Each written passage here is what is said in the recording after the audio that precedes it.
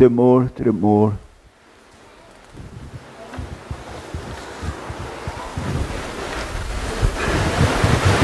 Para a glória do Deus Pai, para a glória do Deus Filho, para a glória do Deus Espírito Santo. Nós vamos abrir o Santo Livro do Senhor, da primeira carta do apóstolo Paulo aos Coríntios. Nós nos propusemos a fazer exposição desta carta nos cultos vespertinos do dia do Senhor. E nós hoje vamos ler dos versos de número 10 até o verso de número 17. Primeira carta, ou primeira epístola de Paulo aos Coríntios, capítulo 1, a partir do verso de número 10.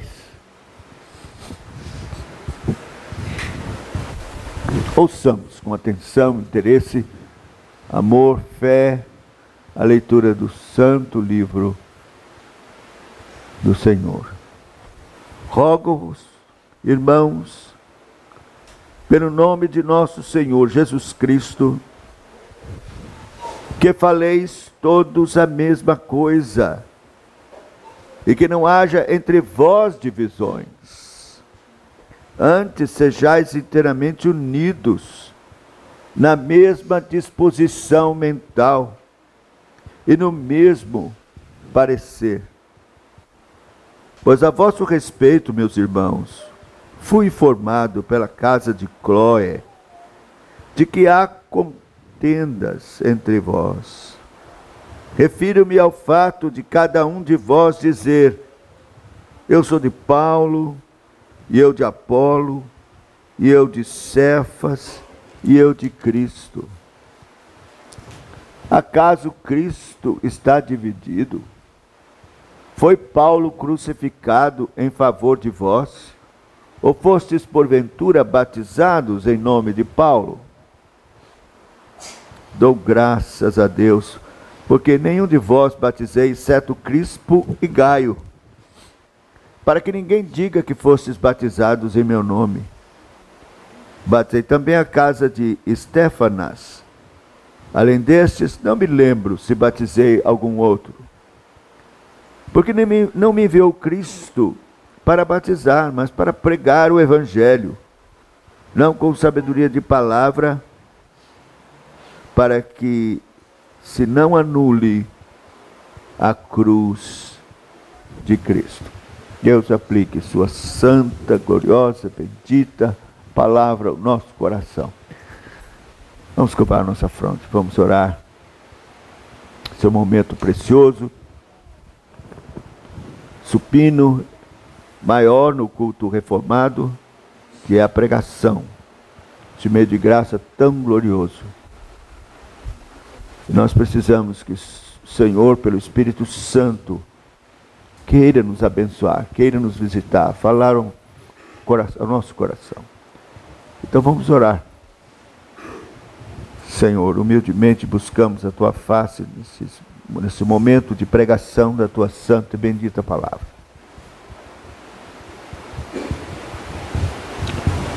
Ó Senhor, nós queremos ouvir a Tua voz. Queremos ouvir a profecia. Queremos receber a revelação da Tua vontade para a nossa vida. E sabemos que isso o Senhor faz agora pelo ministério da pregação, exposição fiel da Tua santa e bendita palavra. É isso que tens ordenado. E é através da pregação que o Senhor opera na igreja fé, arrependimento, revelação de Cristo Jesus e da sua obra sacrificial e redentora, e também todo o ensino necessário para que possamos viver como igreja, como corpo de Cristo, tendo um só cabeça, experimentando esta unidade tão gloriosa que o Senhor deseja e quer. E que sabemos, Senhor, esbarra na nossa natureza corrupta, no nosso orgulho. E se não for uma ação sobrenatural, gloriosa do Teu Espírito Santo, não iremos experimentar esta unidade. Teu nome será envergonhado, blasfemado entre os gentios por nossa causa. E nós mesmos não vamos experimentar a bênção que o Senhor tem na unidade, como membros uns dos outros. Tem compaixão, vem, portanto, nos abençoar agora.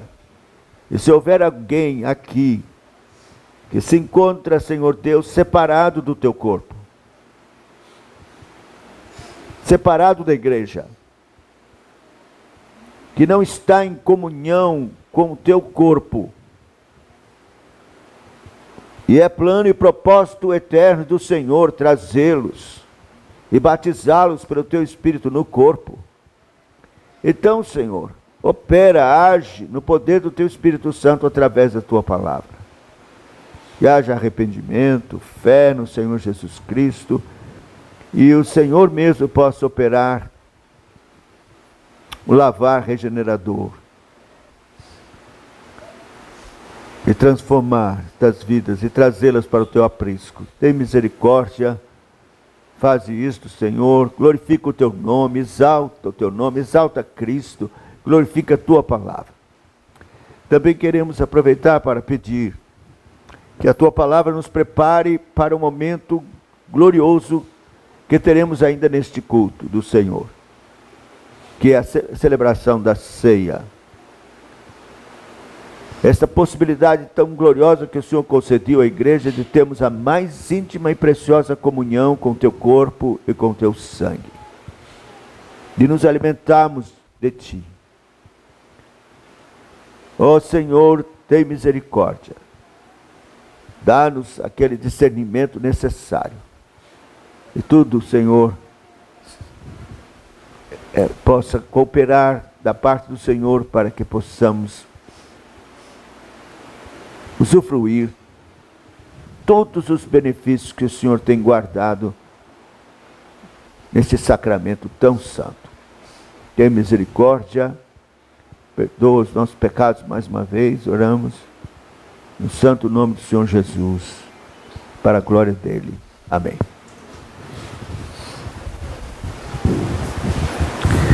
Meus irmãos,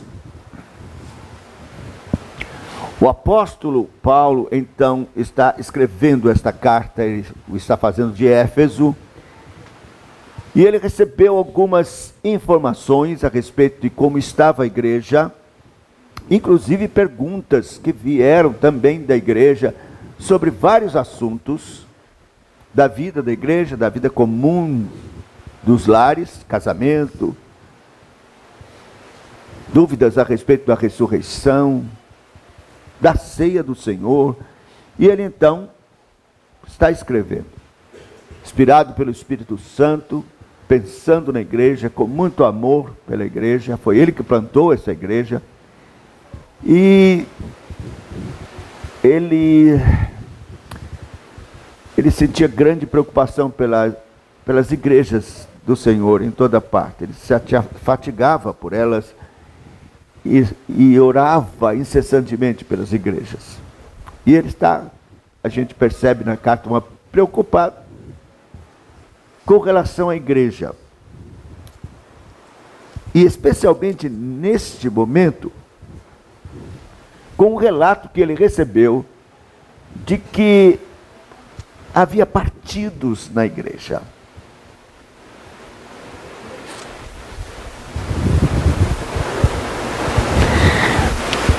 Tem muita gente que acha natural isso. que é muito natural, porque nós somos diferentes. Então, vamos ter diferenças. E que é natural que haja grupos. Mas não para o Senhor, não para o apóstolo Paulo. Isso partiu o seu coração. Ele tinha o discernimento como apóstolo de qual era o ideal de Deus e do Senhor Jesus Cristo para a sua igreja.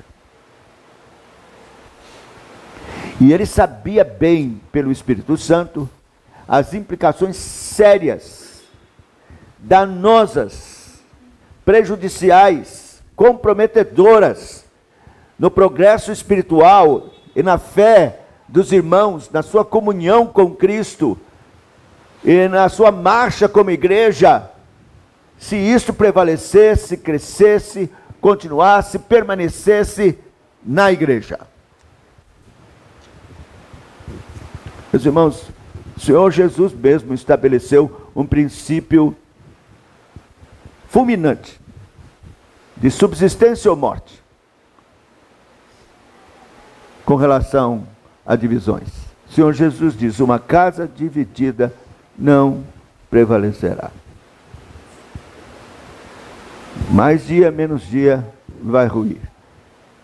Lê do engano pensar que não tem problema.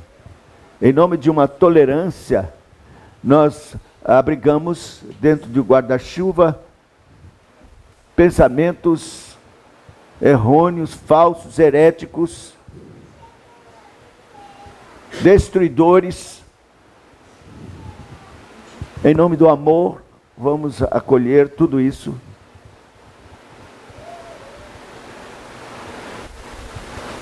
Mas isso é falso. Eu me preocupo com a Igreja Presbiteriana do Brasil.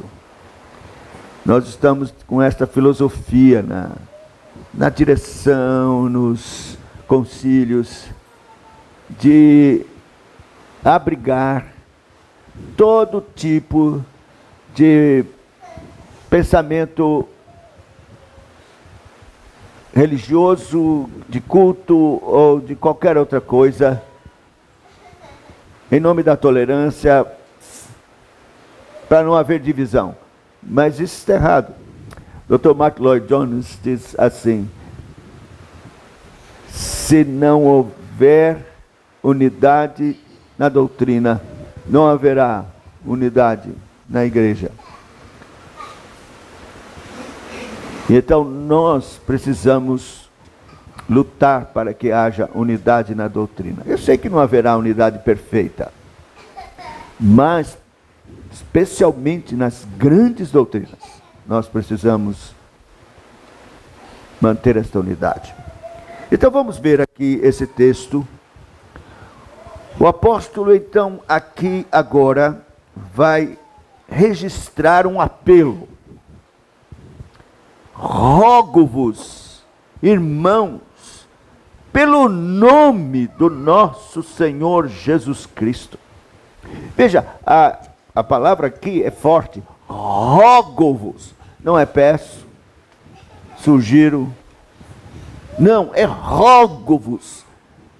Rogo-vos. É algo forte, que vem do fundo do coração, que empresta todas as veras do ser, da alma.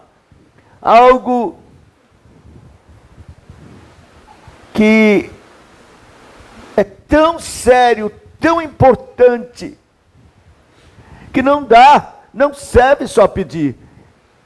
É um rogo, é um clamor, eu clamo, eu rogo, eu imploro. O assunto era tão sério, tão importante, determinante, ameaçador,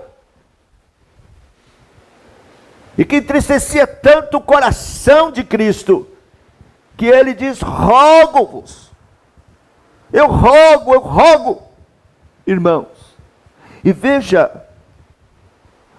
o que ele aqui coloca para peso nesse rogo. pelo nome de nosso Senhor Jesus Cristo.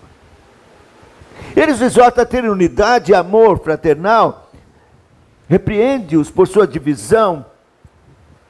Ele recebeu esse relato de infelizes diferenças entre eles. Não foi uma fofoca, simplesmente, ou alguma preconceito tal contra os ministros da igreja ou a liderança. Não, alguém seriamente preocupado, piedoso, e que sabia que a igreja precisava de uma exortação firme, poderosa, apropriada para essa doença infeliz na igreja. Alguém que tinha discernimento espiritual e sabia perfeitamente o grau do dano que as divisões na igreja podem causar. Apela para o apóstolo, faz o relato. E é por isso que o apóstolo não tem dificuldade de falar os da casa de Cloé. Alguém poderia dizer, mas ele está citando o nome, vai colocar essa pessoa contra a igreja. Não, essa pessoa era alguém que, uma casa importante na igreja, e que não tinha nenhuma preocupação, problema com isso. E fez esse relato e pediu a intervenção do apóstolo, porque sabia que era importante. E então,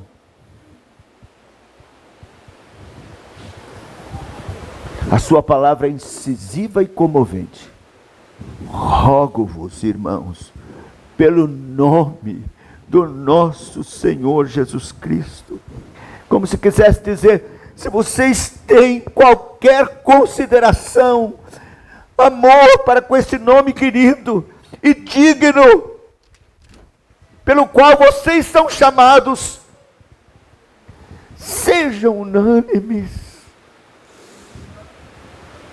Pelo nome do Senhor Jesus, sejam unânimes, por este nome digno, amorável, santo. Assim como vocês podem se valer deste nome em situações difíceis, e este nome é poderoso, assim como ele é digno, por este nome rogo, imploro, sejam unânimes, falem todos a mesma coisa, evitem divisões, cismas. Essa palavra no original, cismas, ela tem uma força, ela quer dizer que essa é a palavra que está no original, ela significa toda alienação de afeto devido ao outro.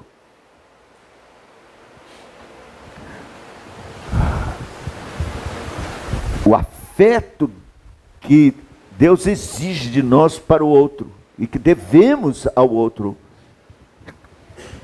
que está na igreja. Quando você determina não dar esse afeto, então isso é começo de um cisma.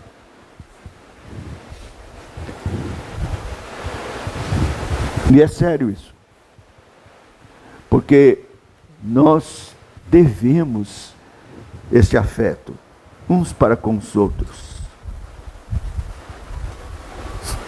Oh, que sejais unidos no mesmo pensamento, tanto quanto você pode, esteja unido no mesmo pensamento. Nas grandes coisas da religião, sejam um só, uma só mente, um só pensamento nas grandes coisas da religião, da doutrina. Mas mesmo quando não há unidade de pensamento nas coisas pequenas, que pelo menos nós sejamos unânimes no sentimento, no afeto, para ter paciência nas pequenas coisas. É impressionante como nós somos especialistas em inverter. Não damos tão importância a grandes coisas, mas damos importância a coisas pequenas e brigamos por elas.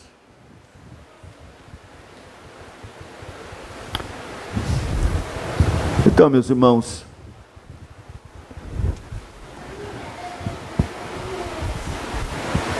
o que o apóstolo Paulo quer é que você compreenda, a igreja compreenda e você também compreenda.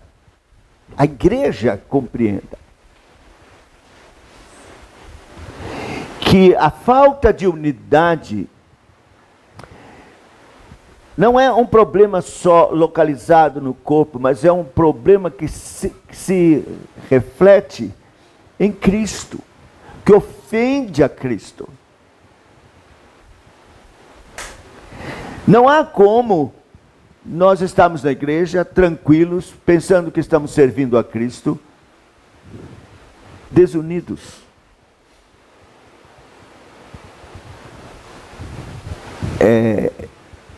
Divididos em grupos e achar que isto é normal, que Deus compreende. Não. Isto é de grande importância para o Senhor Jesus. Os puritanos costumavam dizer: as divisões é como rasgar o manto de Cristo, ferir seu coração.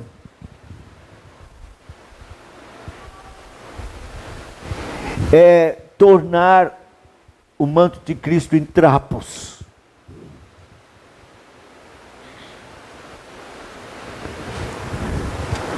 Nós já tivemos a oportunidade, Deus mandou aqui um profeta para nos falar seriamente a respeito dessa questão da unidade. As implicações disso, e de quanto isso era desgostoso ao Senhor Jesus. E um dos textos que este homem de Deus que esteve aqui nos falando da parte do Senhor pelo Espírito Santo foi o de João capítulo 17. Aqui você pode ver claramente essa oração sacerdotal, qual é o desejo de Cristo, o desejo do seu coração para a sua igreja.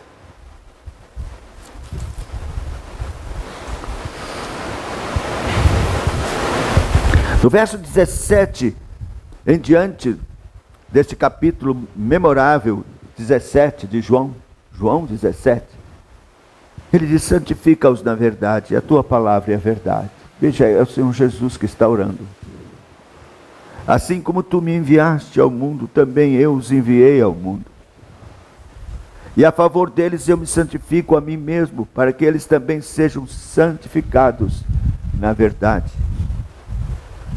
Não rogo somente por estes, mas também por aqueles que vierem a crer em mim por intermédio da sua palavra, a fim de que todos sejam um, como és tu, ó Pai, em mim e eu em ti, também sejam eles em nós, para que o mundo creia que tu me enviaste. Eu lhes tenho transmitido a glória que me tens dado, para que sejam um, como nós o somos, eu neles e tu em mim, a fim de que sejam aperfeiçoados na unidade, para que o mundo conheça que tu me enviaste e os amaste, como também amaste a mim. Meus irmãos, veja, o Senhor Jesus quer essa unidade, deseja, e é doloroso ao seu coração quando isto não acontece. E há um comprometimento sério, porque uma das finalidades da unidade na igreja, além da glória do Senhor, é anunciar ao mundo, fazer com que o mundo saiba que Cristo Jesus foi enviado. Porque ele diz isto claramente: para que o mundo creia que tu me enviaste, que eles sejam um, para que o mundo creia que tu me enviaste. Então, meus irmãos, não podemos comprometer esta unidade, sob pena de comprometermos a obra missionária da igreja, a evangelização pessoal de cada crente, a conversão dos nossos amigos e familiares. Divisão na igreja é fechar a porta para a conversão de almas.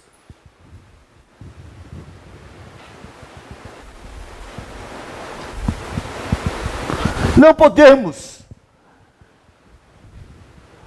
O dano é grande demais. É desonrar Cristo.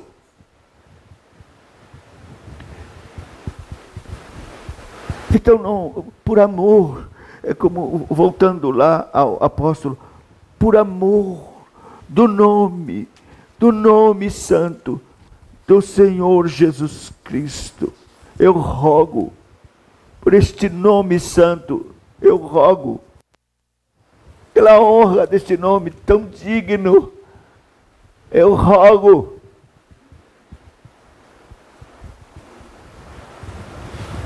que faleis todos a mesma coisa e que não haja entre vós divisões.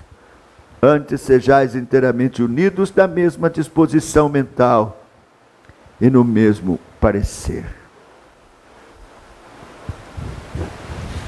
Só, fechando, nós queremos pregar o Evangelho. Queremos anunciar Cristo, sua morte, sua cruz, seu sangue, a salvação gloriosa. Nosso desejo é que nossos parentes, nossos queridos, nossos amigos, o mundo creia que Cristo foi enviado e realizou sua obra gloriosa, bendita de salvação.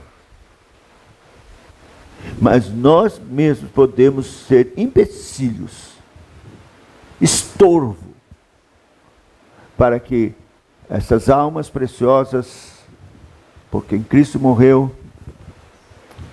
não venham.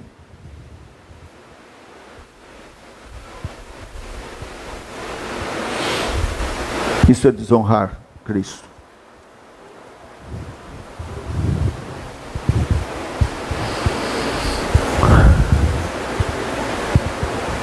Eu estou crendo que o Espírito Santo está querendo que nós possamos, nessa primeira fase aqui do sermão, compreender a seriedade do problema, a gravidade, e que não apenas achemos que isso não é tão grave, mas é grave, é um pecado grave, é uma doença grave no corpo de Cristo, que não pode continuar. Se não for tratado, trará ruína. Imagine, nossa igreja, Deus nos deu a graça de compreender tantas verdades maravilhosas sobre o culto, sobre a soberania de Deus na salvação, doutrinas tão santas, tão maravilhosas, sobre pureza, vida, de santidade. E aí Satanás inocula o seu veneno de discórdia, dissensão na igreja. E nós recebemos aquilo e não encaramos com seriedade para buscar a cura e tratar. E a doença aumenta e cresce. Câncer vai distribuindo suas metástases até que nós percamos todo o vigor como igreja do Senhor. E aquela vocação tão santa que recebemos de Deus na proclamação da verdade reformada, tão santa, bíblica, de ser uma referência de igreja, de culto puro para o resto das nossas igrejas, passa a ser um escândalo. Está vendo? A igreja puritana, santa, melhor que as outras, culto mais puro. Eles estão se mordendo lá dentro, divididos, seccionados. Não há amor. Não, meus irmãos. Em nome do Senhor, pelo nome do Senhor Jesus Cristo. Não, não. Ele aponta para a origem dessas alegações. O problema está no orgulho. O orgulho estava no fundo. Foi isso que os fez facciosos. É o orgulho que nos faz contenciosos. É o orgulho que está ligado à nossa natureza corrupta. Porque, meus irmãos, os santos, lavados e remidos no sangue do Cordeiro, que receberam uma nova vida, um novo coração, trazem uma natureza corrupta. Todos convertidos, salvos pela graça, carregamos um corpo de morte. E todos os pecados hediondos, horríveis, da velha natureza, estão incrustados. Glória a Deus, que pela obra da cruz, eles estão subjugados, o velho homem está subjugado. Mas não se engane, está no seu coração e no coração de cada homem, de cada mulher, de cada criança, todos os pecados terríveis do mundo, desde Adão. Orgulho, soberba,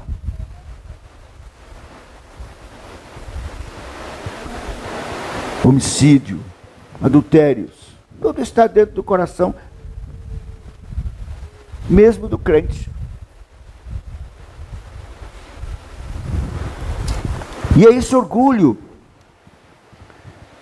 que, por descuido, falta de piedade, de vigiar e de estar sempre na presença do Senhor, em oração, clamando sob o crivo das Escrituras para trazer esse pecado subjugado, por falta, negligência disso. Então, vem o fruto deste pecado terrível, o resultado: discórdia, facção. Provérbios capítulo 13, verso 10 diz assim: da soberba só provém a contenda, mas com os que se aconselham se acha a sabedoria. Provérbios 13, 10. Da contenda só, do orgulho, da soberba só provém a contenda. Está aí a razão. No íntimo, no coração. E é interessante, veja o que acontecia. Eles estavam discutindo sobre os seus ministros.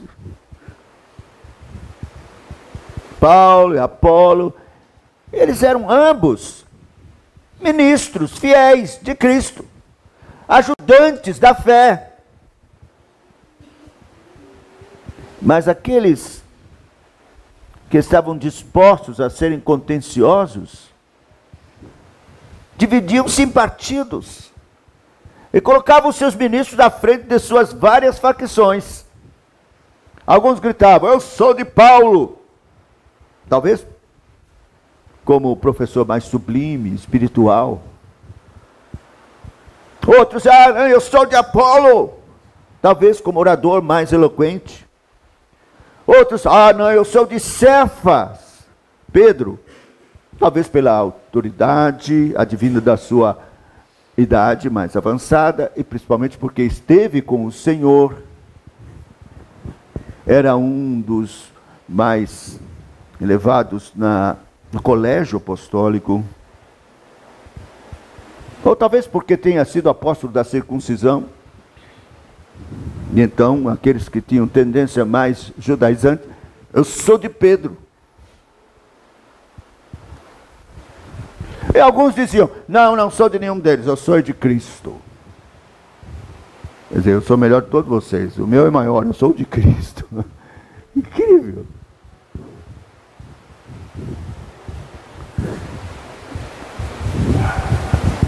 Com o mesmo espírito de partidarismo: eu sou de Cristo.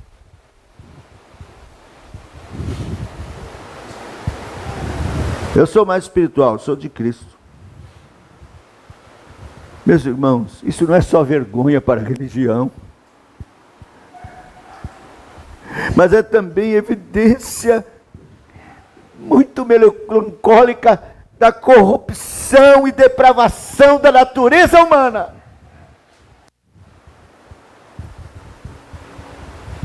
Percebam até onde vai o orgulho, levando os cristãos em oposição uns aos outros, e mais, colocando Cristo e seus próprios apóstolos em desacordo, tornando-os rivais e concorrentes.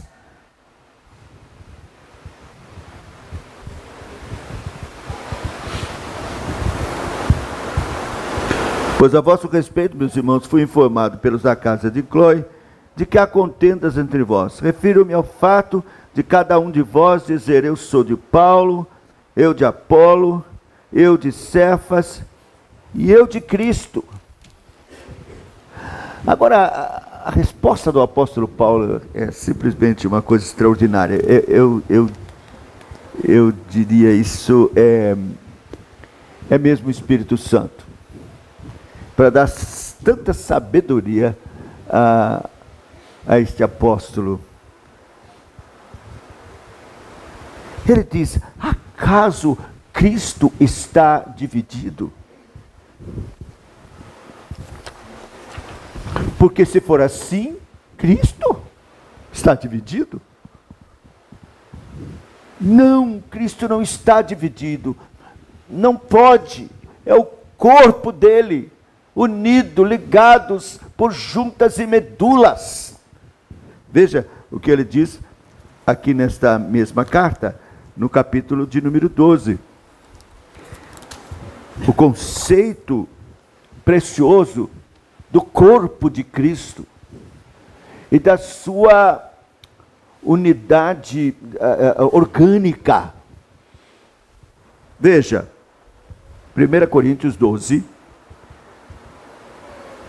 a partir do verso 12, ele diz assim: porque assim como o corpo é um e tem muitos membros, e todos os membros, sendo muitos, constituem um só corpo, assim também a respeito a Cristo.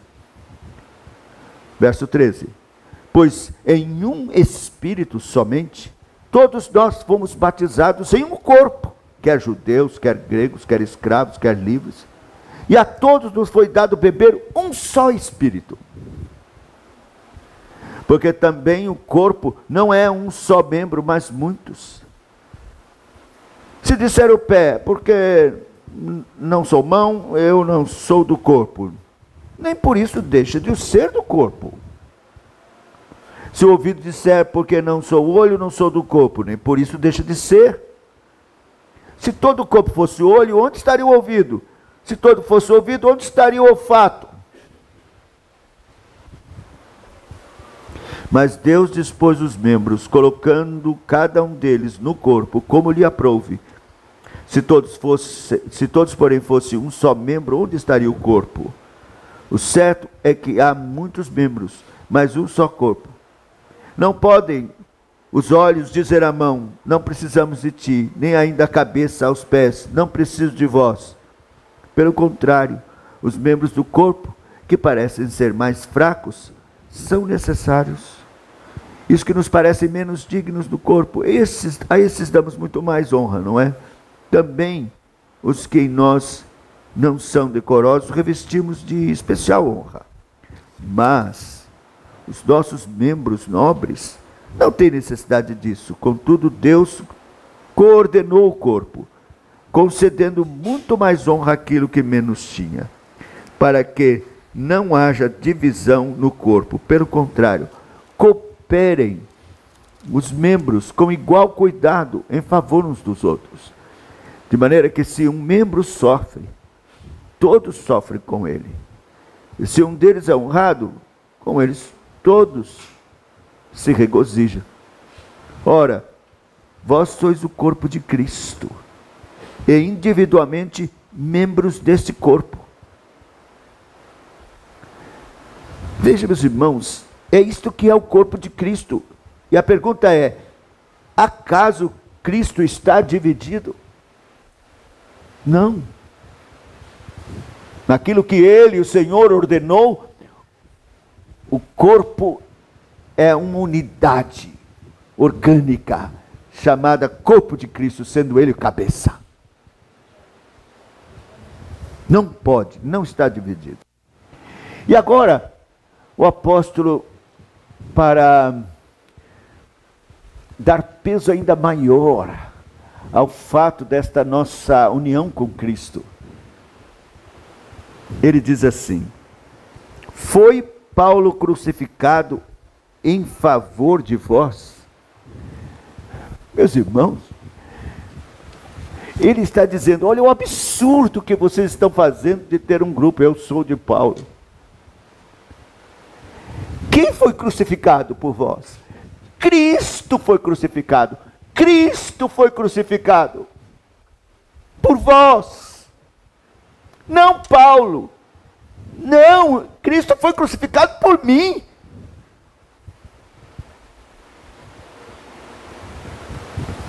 Cristo foi crucificado a favor de vós. Vocês não podem ter partido carnal, humano, de pessoas. Não. Cristo foi crucificado por vós. Não foi Paulo. Porventura, fostes batizados em nome de Paulo? Vocês foram batizados em nome de Cristo. Em nome da Trindade. Não de Paulo. E aí, para ficar bem claro, ele diz: eu não batizei nenhum de vós, exceto Crispo, Gaio, a casa de Estéfanas, mas só.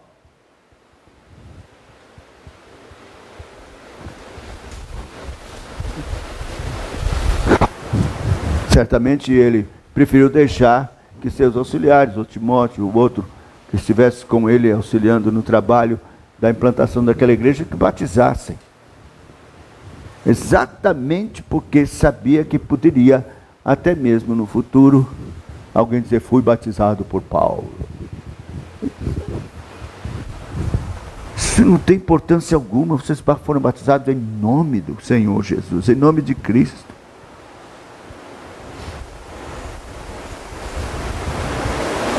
Então, meus irmãos, ele protesta com eles sobre essa discórdia, esta querela. Insiste dizendo: está Cristo dividido? Não. Só há um Cristo. E, portanto, os cristãos devem ter um só coração. Foi Paulo crucificado por vocês para ser seu sacrifício e expiação?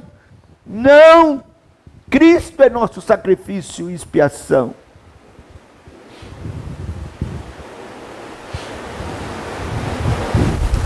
Talvez ele dissesse: eu já fingi ser o seu Salvador? Ou eu ensinei isso? Falei alguma vez que eu sou o Salvador de vocês? Mais do que simplesmente ministro?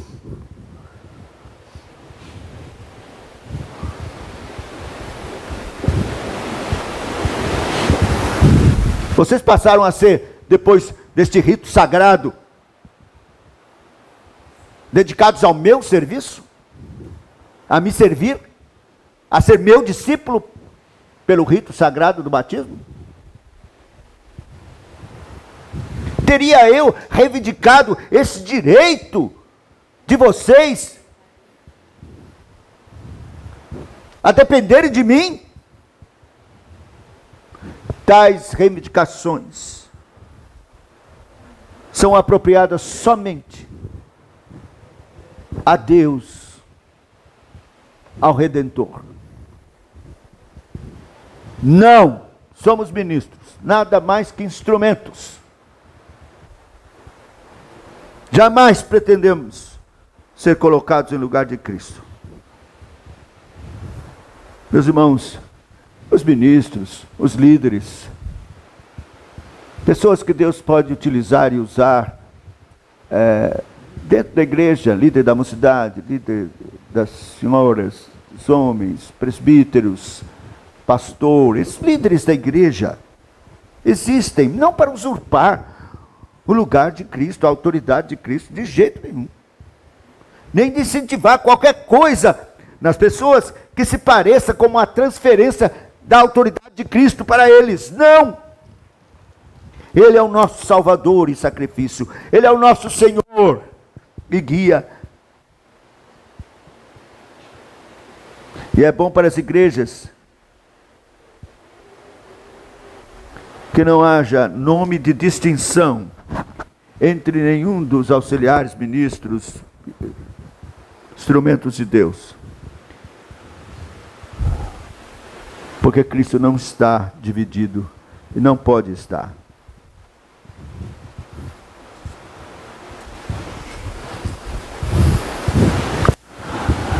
Então, meus irmãos, nós precisamos orar para que Deus nos dê unidade. É muito fácil o diabo colocar antipatia no nosso coração por irmãos.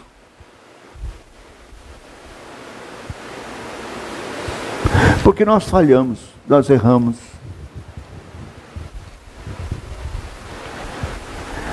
Há duas coisas, por exemplo, que eu sei que Satanás pode usar.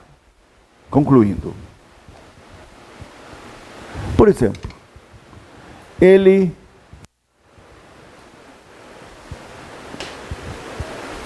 coloca na mente de alguém, de um irmão, de que para ser cristão, realmente, como deve ser, é preciso fazer isto, e se tratando de práticas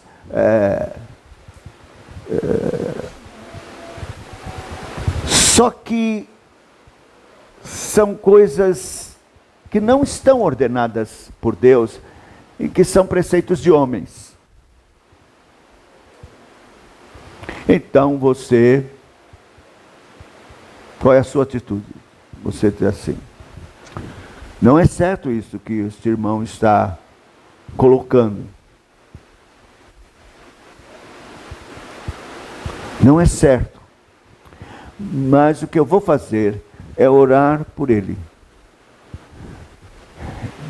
Se houver possibilidade, oportunidade de juntos conversarmos, abrir a Bíblia e falar sobre essas coisas, pedir, me mostre nas Escrituras onde é que está isso ordenado.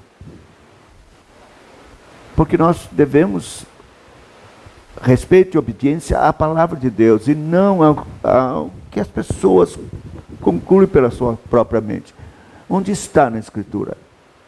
Se não houve acordo, continua em amor, oração, paciência, esperando que Deus possa operar de forma a esclarecer e mostrar a este irmão que o que ele está imaginando ser vida cristã não vem da Bíblia, de uma operação natural do Espírito, mas é esforço da carne, é preceito de homens. Então você simplesmente não vai fazer o que ele está fazendo, mas vai orar e ter paciência. Mas isso, quando não é feito assim, pronto. Ele está ensinando uma coisa, ou falando uma coisa aí, que não está na Bíblia, que não é segundo a palavra de Deus, e está errado, e então vamos fazer uma outra aqui facção, assim, nós achamos assim. Então foi uma divisão por um erro, e faltou amor para que essa querela ou essa celeuma fosse, essa discórdia fosse confrontada com as Escrituras. Talvez a melhor maneira a fazer era chamar o pastor ou um oficial da igreja e dizer: olha, nós estamos com a discórdia aqui no nosso grupo. O irmão está ensinando uma coisa aqui, mas nós não estamos achando que é correto. Queríamos ouvir do senhor. Nos ajuda aqui. Isso era bom, que aí o ministro de Deus iria para ajudar a resolver. Mas sabe qual é a outra forma? A outra forma é o seguinte: a pessoa está ensinando aquilo que é da palavra de Deus, que tem o respaldo nas Escrituras, e que diz respeito a uma vida de piedade, nas exigências necessárias para a vida cristã. Mas você não tem a disciplina necessária de fazer a mesma coisa. Sabe, eu não consigo orar tanto como essa pessoa está dizendo que deve orar. Eu não consigo jejuar, de jeito nenhum, já tentei. E essa pessoa está insistindo, dizendo que é preciso jejuar, orar, se preparar para a ceia, para o dia do Senhor, por exemplo, fazer como é devido a preparação no dia anterior do dia do Senhor, não ir a lugares, até assistir cinema, filme, para ficar na mente, e aí vai atrapalhar no dia do Senhor. É melhor não ir. Quer dizer, a pessoa está ensinando alguma coisa que está de acordo com as Escrituras, mostrando um ponto avançado da vida cristã, de piedade, e insistindo para que isso seja feito. Mas você não tem disciplina, você na verdade não alcançou, não conseguiu fazer. Então o que você deve fazer? Meu Deus, eu sei que isso é o certo, eu preciso orar a Deus para me ajudar a alcançar isso. Eu quero também fazer isso. Eu quero também ser assim. Eu sei que é o correto, eu sei que é certo, eu sei que é isso que Deus quer, mas eu estou aquém, eu não consegui. E então vai, irmão, ajude-me, porque eu não consigo. Por favor, ore por mim. Mas não, sabe o que faz? Está exagerado demais. Isso não dá. Então, deixa aquele grupo lá e vamos fazer outro aqui que não é tão exagerado. Meus irmãos, não é correto. Isso é bíblico. Talvez a forma em que foi isso apresentado, desafiado, falado, talvez até tenha sido alguma coisa assim, que transpareceu soberba ou vaidade. Nós somos, vocês não são. Eu sei que existe isso. Mas o que você vai fazer? Bom, vaidade ou não, eu sei que é certo, e eu não estou fazendo. E então, eu preciso orar. Eu preciso orar. Então, suportar o irmão, ouvir mais, estar juntos, em vez de separar, pedir, ajude-nos. Como é que nós podemos fazer para alcançar assim também? É isso que queremos ser. Se é isso que Cristo quer, está na Bíblia, então eu quero. E não fazer divisões. Eu rogo, disse o apóstolo Paulo, eu imploro, rogo mesmo, irmãos, pelo nome do Senhor Jesus Cristo, que faleis todos a mesma coisa, que não haja entre vós divisões, sejais inteiramente unidos na mesma disposição mental, no mesmo proceder. É isso que Cristo quer. Ele é o seu Senhor, Ele é o seu mestre, Ele é o seu dono. Não há outra alternativa senão obedecê-lo, segui-lo, fazer a sua vontade, se submeter a Ele. Porque, meus irmãos, se não for para seguir a Cristo e fazer a sua vontade de forma radical, não dá. Nós ouvimos lá na conferência uma mensagem, uma pregação do reverendo Kenneth Wuest. E ele tomou aquele texto, quando ele diz que se alguém não tomar a cruz e segui-lo, não pode ser meu discípulo. E ele vai falando são pelo menos 3 vezes em que ele simplesmente diz, não pode ser meu discípulo. Não pode ser meu discípulo. Então, você, se é crente, se de fato você nasceu de novo, se de fato o Espírito de Deus operou na sua vida, você morreu. Seu pensamento pessoal, seus direitos, suas concepções foram por terra, não existe mais. Você morreu. Só importa agora é o que Cristo quer, é o que Ele ordena. E Ele quer a unidade no seu corpo. É isso que Ele quer. E eu quero encerrar lembrando, porque vamos agora tomar a ceia, que o apóstolo Paulo diz que todos comemos do mesmo pão. Você tem ideia do que isso significa? Significa unidade, significa amor, significa um gesto de todos juntos. Todos comemos do mesmo pão na ceia do Senhor. A ceia nos fala de unidade, de irmãos sentados à mesa numa só família, todos comendo do mesmo pão. No tempo bem primitivo, quando os 12 se reuniram para comer, era um pãozão assim, e cada um tirava uma parte. Passava o pão, outro pegava, passava. O cálice era comum, passava o outro. Só que agora não dá. Já pensou a gente fazer isso? Agora não dá. Mas o pão que nós partimos é o mesmo. Você, quando pega um pão, pegou do mesmo pão que eu peguei. Todos comemos o mesmo pão, todos comemos de Cristo, todos nos alimentamos de um só, o Senhor Jesus, que nos une e nos liga no mesmo Espírito seu, como corpo. Então, sentar à mesa do Senhor com antipatias, inimizades, partidarismo, é pecado. Melhor você orar, confessar isso e dispor no seu coração: Senhor, eu quero acabar com isso no meu coração. De todo o meu coração eu quero que o Senhor retire esse pecado, extirpe pela raiz esse espírito divisionista e de grupo. Eu quero acabar com isso. E então coma do pão e beba do cálice.